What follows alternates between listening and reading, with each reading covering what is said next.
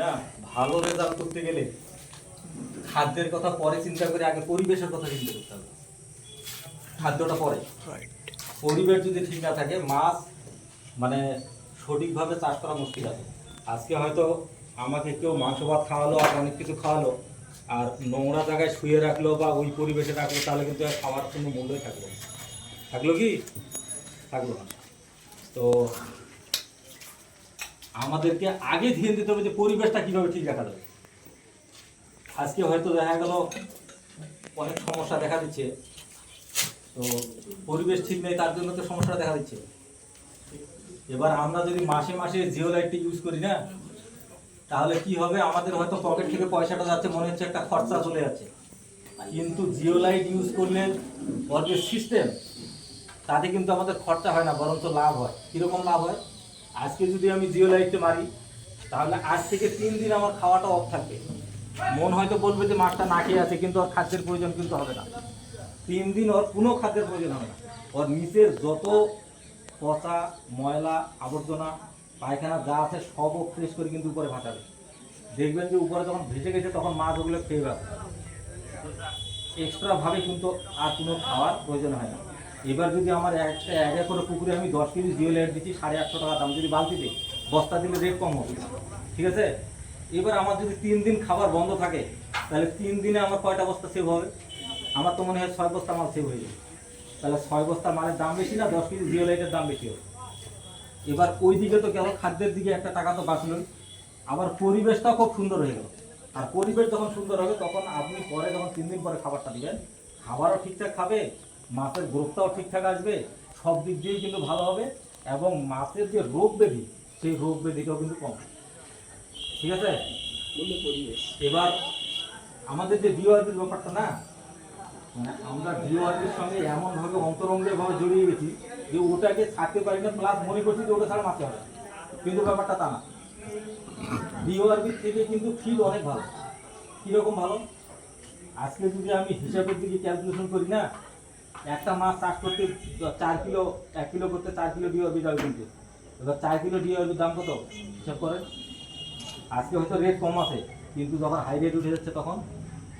আর একটা মাছ তৈরি করতে খুব বেশি হলো 1300 থেকে 1400 গ্রাম কিন্তু ভাষা ফিড লাগে, একদম পরীক্ষা করা এটা। এবার 1300 গ্রাম সিপির দাম লাগান, আমার যে রেট আছে তাতে 55 থেকে 56 টাকা আসবে, তাহলে রেটটা কম হলো না বেশি হলো? এবার হয়তো কেউ হয়তো মনে করছে যে ফিডের তো দাম বেশি, তাহলে খরচাটা আমার অনেক বেশি হয়ে যাচ্ছে।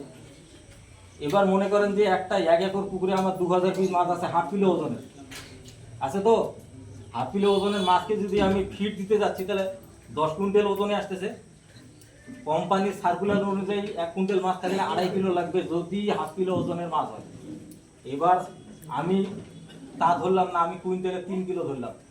3 কিলো হলে কিন্তু 30 কেজি লাগতেছে, তার বেশি লাগছে কি? আচ্ছা, 30 কিলোতে আমার হয়ে গেল। 30 কিলোর দাম কত পড়ছে? 30 কিলোর দাম কত পড়ে? 42 টাকা 85 পয়সা কেজি হলে কিনা? হ্যাঁ, কত? আচ্ছা হলো। এবার যদি ওই আমি 10 কুইন্টাল মাছকে, মানে 2000 পিস মাছকে যদি গাড্ডা দিই, কটা লাগবে 1 একর একটা পুকুরে? দুটো তো কোনো কথা বলতেই হবে না। এবার দুটো গাড্ডা হিসাব করো। কিন্তু ওই 40-42 টাকা 50 টাকা কেজি দেখে মানুষ ভোরকে একদম ওর ধারে পাশেও হাঁটে না, তাহলে কি করে হবে? কথা বুঝে গেল? এবার দেখা গেল কেউ ফিড খাওয়ালো, রেজাল্ট ঠিকঠাক পেলো না। রেজাল্ট যদি ও না পায়, তাহলে তো ওরে দোষ, ফিডের দোষ কিন্তু না। তার কারণ ওর পরিবেশ ঠিক নাই। পরিবেশ যদি ঠিক না থাকে, ফিড কেন, যেই দেশ থেকে মাল আনো, রেজাল্ট ঠিকঠাক কিন্তু আসবে। বুঝে গেল? তো আমাদের এই যে ফিডটা আছে, মার্কেটে তো অনেক রকম ফিড আছে, আছে কি না? এবার ফিডের যে ব্যাপারটা আছে সবাইকে বুঝতে হবে। আজকে হয়তো আমার জিকে ফিড খাওয়ালো 24% বা 25%-এরটা, হ্যাঁ, ও কিন্তু একটা মোটামুটি রেজাল্ট কিন্তু পেয়ে গেল। এবার ও চট করে চলে গেল কার্গিল, গ্রোয়েল, কিংফিশ আর যা আছে হাই রেটের মাল, ও কিন্তু পরের বার খাওয়ালো। ও কিন্তু আর 24 খাওয়ায়নি, তখন খাইয়েছে 28। এবার বলছে আরে আমার তো জিকের থেকে রেজাল্টটা ভালো হলো। কিন্তু ও যদি 24 খেয়ে বলতো যে আমার রেজাল্টটা ভালো হয়েছে, তাহলে আমি 100% মানতাম যে না, জিকে ফিডটা এখানে ডাউন আছে। কিন্তু ওটা তো কেউ করে না। যখনই কার্গিলে যাচ্ছে তখন 28 ছাড়া ওরা ধরায় না। একটা কথার কথা বলছি যে 28-এর মাল দিয়ে দিচ্ছে, ও দিব্যি নিয়ে চলে যাচ্ছে, খাওয়াচ্ছে, রেজাল্ট পেয়ে গেল। কিন্তু আমার কাছে যে 24 খাইয়েছিল তার 14% কম, রেজাল্ট তো কম হবে। কিন্তু ওর যখন 28 খাওয়াবেন, এর 28 খাওয়ান, দেখেন তো রেজাল্টটা সেম হয় কিনা। এবার শোনেন, মোটামুটি ধরেন এই যে ফিটের ব্যাপারটা, অনেকে বলে ব্র্যান্ডেড ফিট। ব্র্যান্ডেড কখন হয়? ব্র্যান্ডেড হতে গেলে তার পিছনে একটা সার্টিফিকেটের দরকার আছে। আমি হয়তো পড়াশোনা করলাম, বিএ পাস করিনি, পরীক্ষা দিয়েছি, বিএ ক্লাসে পড়তে গেলে যা লাগে সব আমার জানা আছে, কিন্তু সার্টিফিকেটটা আমি পরীক্ষা না দেওয়ার কারণে পাইনি। কি আমাকে কেউ বিএ পাস বলবে নাকি? তাহলে আমার কি লাগবে? একটা সার্টিফিকেটের দরকার আছে। এবার আপনি ব্র্যান্ডেড কখন দেখবেন? যখন তার পিছনে সার্টিফিকেট থেকে বস্তার গায়ে সিল থাকতে হবে, সরকারি সিল থাকতে হবে। যে পরীক্ষা নিরীক্ষা করে সরকারি যখন সিলটা মারে না, এমনি এমনি মারে না। যেমন আমাদের প্রগতি গোল্ড আছে না, গালটাটা বেচতাম, যে দেখবেন বড় করে আইএসও সিল মারা আছে। আইএসও সিলটা কই এমনি পাইনি। আমাদের পঞ্চমী আছে, সাহা আছে, কল্যাণী আছে, বড় বড় কোম্পানি আজ পর্যন্ত সিলটা পেয়েছি কি? পাইনি। কেন পাইনি? যে ওরা এখন ওই ওই জায়গা পৌঁছাতেই পারেনি। ওই সিলটা নিতে গেলে যে জায়গাটা দরকার আছে ওই জায়গাটা তো এখনো পৌঁছাতে পারেনি, ওই জন্য সিলটাও কিন্তু পাইনি। কথা বুঝে গেল তো? জিগের বস্তার গায়ে দেখবেন 4-4টে সিল মারা আছে। তাহলে তুলনামূলক বলা যায় ব্র্যান্ডেড বলতে গেলে জিকেকেই বলতে হবে, অন্য অন্য কোম্পানিকে না। কারণ ওদের বস্তার গায়ে কোনো সিল নাই। যেমন আমাদের মার্কেটে প্রচুর মেডিসিন আছে, আছে না? এই যে আইএসও একটা সিল মারা প্রতিটা বস্তার প্যাকেটের গায়ে আছে না? অন্য অন্য কোম্পানি যায় দেখেন তো একটাও আছে নাকি? কেন নাই? ওরা কাজ ওটাও করছে, আমি মানছি কাজ করছে, তার কারণ ওই ফর্মুলা তো তৈরি করেছে। কিন্তু আপনি যখন ওই প্যাকেটটা হাতে নিচ্ছেন তখন কাজ পাবেন কি না পাবেন তার নিশ্চয়তা কিন্তু নাই। কিন্তু এটাতে কি হচ্ছে, আপনি নিশ্চয়তা পেয়ে গেলেন কোথায়? যেহেতু সার্টিফাই প্রাপ্ত মাল, ধানের বীজের মতো। কথাটা ঠিক না? আচ্ছা, এবার মার্কেটে তো অনেক ফিট আছে, ফিট তো অনেক আছে। আমি তাহলে জিকেটা কেন খাওয়াতে যাবো? আমরা যে এখানে মিটিংয়ে এতগুলো লোক আসছি কিনা, আমাকে দেখার জন্য কেউ আসেনি বা ওনাকে দেখার জন্য কিন্তু কেউ আসেনি। আমার যাতে 10 টাকা সেভ হয়, 10 টাকা সেভ করে যাতে বেশি প্রফিট করতে পারে, তার জন্য কিন্তু এখানে আসা, তাই তো? আচ্ছা, মার্কেটে অনেক ফিড আছে, যখন স্যাম প্রোটিন থাকে, প্রোটিন পার্সেন্ট যখন স্যাম হয়, রেজাল্ট কিন্তু স্যাম হয়। ও লন্ডন থেকে আসুক আর যেখানে আসুক, তার কারণে ওর প্রোটিন পার্সেন্ট যেটা থাকবে তার উপরে কিন্তু রেজাল্টটা পাবে, তার অ্যাকচুয়ালি বেশি পাবে। কোনো কোম্পানির লোক যদি বলে হ্যাঁ, তাহলে গোটা ফল্ট কথা বলছে। ওরা কিন্তু একমাত্র খরিদ্দারকে ওই কথাটা বলে যে আমার ফিটটার মতো অন্য ফিটের রেজাল্ট হবে না। কিন্তু ওর ভিতরে তো মাল নাই, ও রেজাল্টটা করবে কি দিয়ে? এই জিনিসটা বুঝতে হবে, তো মাথায় ঢোকাতে হবে তো। আমার যদি 24 হয়, তা আমার যেটা রেজাল্ট দিবে, ওর কিন্তু যত দামি ফিট হোক, ওর রেজাল্টটা কিন্তু 1 বেশি দিবে না, যেহেতু প্রোটিন পার্সেন্ট সেম আছে। ওটার উপরে তো মাছ হবে কি না? প্রোটিন পার্সেন্টের উপরে মাছ হবে, প্রোটিন পার্সেন্টের বাইরে মাছ হবে কি? তাহলে ও কি করে বলছে যে আমার রেজাল্টটা বেশি হবে? ও যদি বলে তো ওর মূর্খেমি আর খরিদ্দারকে বোকা বানাচ্ছে। এই কথাটা মাথায় যেন থাকে, ঠিক আছে? প্রোটিন যখনই ফিট কিনতে যাবেন, যে কোনো কোম্পানির কেনেন, ভালো ফিট নিতে গেলে দেখবেন যে বস্তায় সিল মারা আছে কিনা। 2 নম্বর কথা হলো যে প্রোটিন পার্সেন্ট আমি কত কিনছি। অনেক খরিদ্দার আমার দোকানে আসে যে আমি অমুক ফিট খাওয়াচ্ছি, কত পার্সেন্টের খাওয়াচ্ছি, ভাই ওটা তো বলতে পারবো না। তার মানে ওর কোনো অভিজ্ঞতা আছে? কোনো অভিজ্ঞতাই নেই ফিট সম্বন্ধে। অভিজ্ঞতা না থাকলে ওই কথা বলতো, ও তো অবশ্যই দেখে নিত যে আমি কত প্রোটিনের মাল খাওয়াচ্ছি। আচ্ছা, স্যাম প্রোটিন হলে স্যাম রেজাল্ট আসবে, এটা মাথায় থাকে না, আমার দামটা ফ্যাক্টর না। আর একটা জিনিস মাথায় রাখতে হবে, আমরা কিন্তু মাছ চাষ করছি ইনকামের জন্য, ফালতু লোক দেখানোর জন্য না। আমি একটা দামি ফিট খাইয়ে ওই মনের মধ্যে সান্ত্বনা পাবো যে একটা ভালো ফিট খাওয়াচ্ছি, কিন্তু রেজাল্টের দিকে একটু বেশি হবে না। এটা চ্যালেঞ্জ এবং প্রমাণ সাপেক্ষ, আমরা প্রমাণ করেছি এটা, ঠিক আছে? 1 বেশি হয়নি, আমাদের থেকে 8 টাকা কেজিতে কি ফিটের দাম বেশি, অথচ ওটা তো কেজি এটা তো কেজি, একদম প্রমাণ। কেন বেশি বেশি হয়নি? যেহেতু প্রোটিন পার্সেন্ট সেম আছে, ও যত দামি ফিটের হোক। প্রোটিন পার্সেন্টটা কম বেশি হচ্ছে না? 28 কোথায় আর 24 কোথায়? হ্যাঁ, প্রোটিন পার্সেন্ট যখন যেরকম হবে রেজাল্টটা সেরকম হবে, এটাই হচ্ছে মেন কথা। আচ্ছা, আমরা জিকে ফিট তাহলে কেন খাবো? যেহেতু আমার মাছ চাষের উদ্দেশ্যই হচ্ছে ইনকাম, আর আমাদের এই এলাকাটাতে বর্তমানে মেন ইনকাম সোর্স একটা মাছের উপর গিয়ে দাঁড়িয়েছে, ঠিক কিনা? আর উদ্দেশ্য হচ্ছে ইনকাম করা। আচ্ছা, আমি যদি রেজাল্ট সেম পাই, হ্যাঁ, তাহলে আমি কেন বেশি রেটের মাল খাওয়াতে যাবো? বেশি রেটের মাল খাওয়ার জন্য আমার কোনো যুক্তি আসে এখানে? আমি যত 10 টাকা কম পাবো সেখানে আমার প্রফিট। রেজাল্টের উপর তো রেজাল্টটা যেহেতু সেম দিচ্ছে। আচ্ছা, এবার অনেকের ধারণা কিন্তু এটা, এবং দোকানদাররাও বুঝাচ্ছে যে আমার ফিটের দামটা কি এমনি বেশি নাকি, আমার ফিটটাই ভালো তার জন্য দাম বেশি। কিন্তু ফিটটা কখন দামটা কখন বেশি হবে, যদি প্রোটিন পার্সেন্ট বেশি থাকে। ও বলছে ফিটটার দামটা এই জন্য বেশি, আমার ফিটটা ভালো, কিন্তু প্রোটিন পার্সেন্ট দেখো যে আবার স্যাম।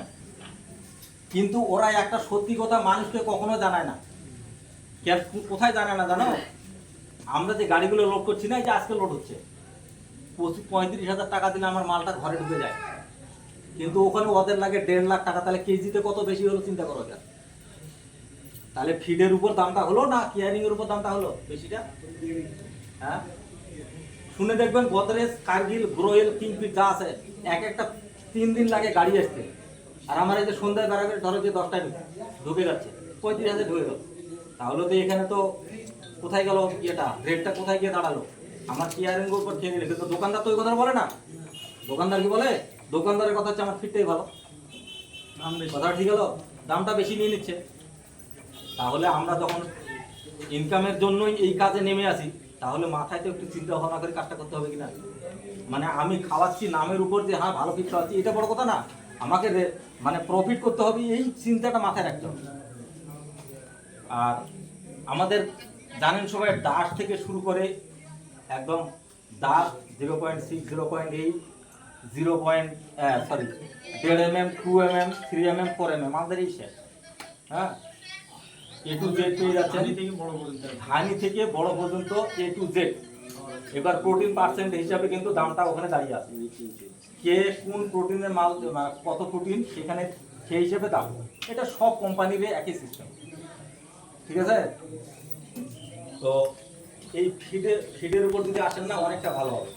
এবার আমরা যেহেতু গাদ্দার উপর বা ডিওয়ার্বের উপর অন্তরঙ্গভাবে জড়িয়ে আছি, ছাড়তে পারছি না, বা মনের মধ্যে ধারণা যে ওটা ছাড়া মাছ হবে না, তাহলে আমাদের একটা সিস্টেমে চলতে হবে। সিস্টেম, যদি পুকুর ভালো চাই, রেজাল্ট যদি ভালো পেতে চাই, খালি একটু পরিশ্রম হবে। সেটা হলো কি, 9টার সময় যদি আমি গাড্ডা বাঁধি, তাহলে আমাকে টার্গেটে ফেলতে হবে 4টা থেকে 4:30টার মধ্যে যেন আমার মালটা শেষ হয়ে যায়, মানে বস্তাটা যেন বেশি ওঠে। বুঝে গেল? আর বৈকাল টাইমটা কি করবে ওরা, রাত পর্যন্ত যেটা মাল নিচে পড়ে গেছে ওই মালটা খেয়ে শেষ করতে পারবে। আমার পুকুরে একটা 10 কুইন্টাল মাছ আছে, 1 কুইন্টাল মাছ 4 কেজির উপর কিন্তু খেতে পারবে। ওরাটা তো লোড ক্যাপাসিটি আছে কিনা, কিন্তু আমরা কি করছি, দুটো বস্তা বেঁধে দিয়েছি, আর সবগুলো 2টো বস্তায় সকালবেলা ভাসিয়ে দিল, ভাবলাম যে বাহ মাল আমার খেয়ে দিচ্ছে, কিন্তু সব মাল খায়নি, সব পড়ে গেছে ওখানে। এইভাবে পুকুরটা আস্তে আস্তে নষ্ট হয়ে যাচ্ছে। আচ্ছা, 9টা থেকে 4টে পর্যন্ত যদি করি, এবার ভাষা ফিটটা ইয়েতে নিয়ে চলে যান, ওই বৈকালবেলা ফ্রি টাইমটাতে। তারপরে দেখেন তো মাছের মানে টাইমটা একটু এগিয়ে আসে কিনা। মানে মাছটা গাড্ডাতে যদি 6 মাস লাগে, তাহলে দেখেন তো ওই সিস্টেমে একটু 15 দিন হোক, 1 মাস হোক, এগিয়ে আসতেছে কিনা। এবার আমাদের সিঙ্কিং এর মধ্যে যেটা আছে, সিঙ্কিং মানে ডোবা খাবার আমরা যেটা 22-এর মাল দেই 33 টাকা কিলো। ওই যারা কিনেছেন তারা সবাই জানেন 33 টাকা কিলো।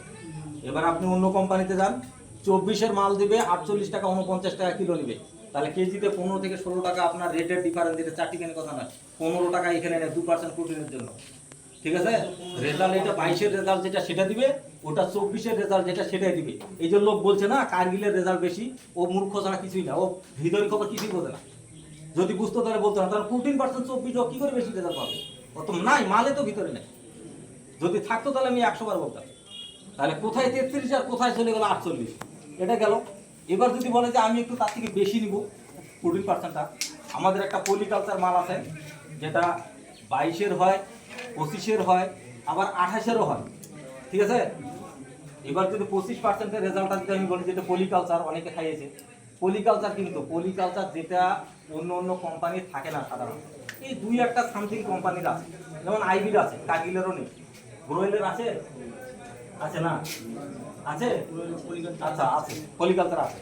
সেগুলোর রেট কিন্তু অনেক উপরে, রেটটা কিন্তু এখানে নেই, আকাশ ছোঁয়া রেট। আমি যদি 25-এর পলিকালচার মানে ওটা যদি 10 বস্তায় একবারও ঢালি, তাহলে পুকুরের জলও খারাপ হবে না, পুকুর নষ্ট হবে না, ও গলবেও না, ওইভাবে থেকে যাবে, ঠিক আছে? একটা করে মাছ পুড়ে খাই টক হয়ে থাকে। সেটা আমাদের রেট পড়বে 41 টাকা 20 পয়সা কিলো, তবুও 48-এ আর যেতে হচ্ছে না, ঠিক আছে?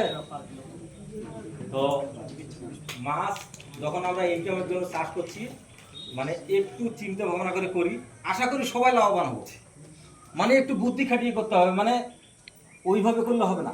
আমার পুকুর পাড়ে ডিওআরবি বাধা আছে, মানে বেশিরভাগ লোকের টার্গেট যে আমার বস্তাটা খালি কখন শেষ হচ্ছে, বস্তাটা কখন শেষ হচ্ছে, মানে আবার দিতে হবে।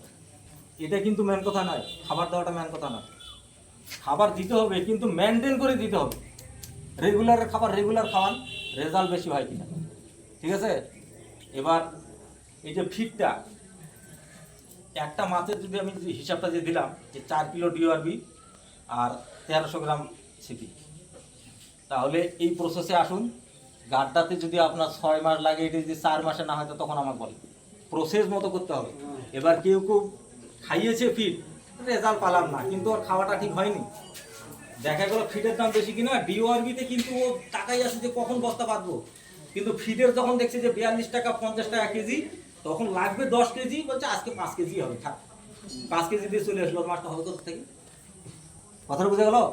এবার আমাদের যে ফিডের যে সিস্টেম সার্কুলেটটা যে আছে না, যদি আমি গড় এভারেজ দেখি কীরকম, যখন পোনাটা আমরা ফেলছি, একটা পুকুরে হয়তো 5 কুইন্টাল ফেললাম, তখন কিন্তু আমার 15 কিলো ফিডে কিন্তু হয়েছে। 15 কিলো ফিডের দাম কত? 15 কিলো ফিডের দাম কিন্তু এমন বেশি না। আচ্ছা, মাছ একটা জিনিস জেনে রাখবেন, একটা 250 ওজনের মাছ যা খাবে, একটা 1 কিলো ওজনের মাছ কিন্তু তাই খায়। কথা বুঝে গেলো? আজকে যদি আমি 4টে বস্তা দিতে শুরু করি, 1 কিলো কেন 1200 হলেও আমার ওই 4টে দিতে হবে, 8টা দিতে হবে না। মাছ তো বেশি হয়েছে, পরিমাণে তো বেশি লাগার কথা, কিন্তু লাগে না, ঠিক আছে। তো যখন মাছটা পোনা হিসেবে ফেললাম না, তখন কিন্তু অল্প ফিটে তোমার চাষ হয়ে যাচ্ছে। অল্প 15 কিলোর কাছে 20 কিলো দিলাম, তবুও তার 2টো বস্তার দাম লাগছে না। এবার আস্তে আস্তে বেড়ে উঠছে, ফিটের পরিমাণও কিন্তু বেড়ে যাচ্ছে। ওখানে দেওয়া আছে যে কত কিলোতে কত লাগে।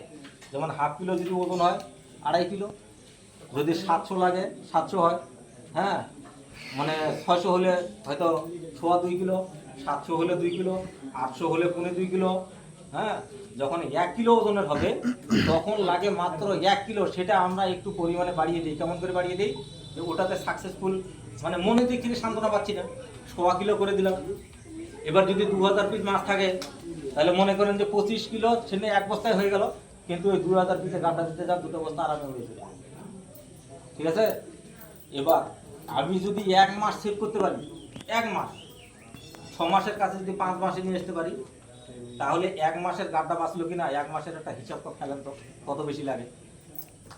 আর ফিডে আসলে 1 মাসের খাদ্য কিন্তু বেঁচে গেল।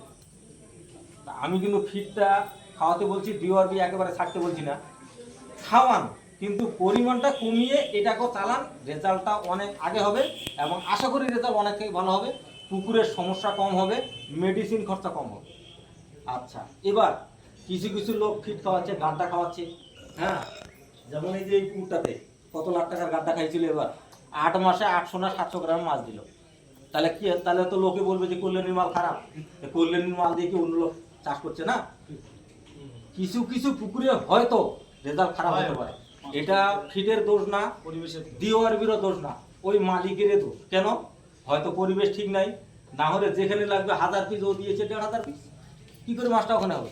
মাছ কি তাহলে তো ওইভাবে যদি হতো 1000-এর কাছে 1500 দিয়ে, তাহলে আমার বড় পুকুর বেশি টাকা দিয়ে নেওয়ার কোনো দরকার ছিল না, তো ছোট পুকুরে বেশি মাছ দিতাম। কিন্তু তা কি হয়? কখনো এটা হবে না। তাহলে পুকুরে কি পরিমাণে মাছ দিচ্ছি ওই দিকেও লক্ষ্য রাখতে হবে।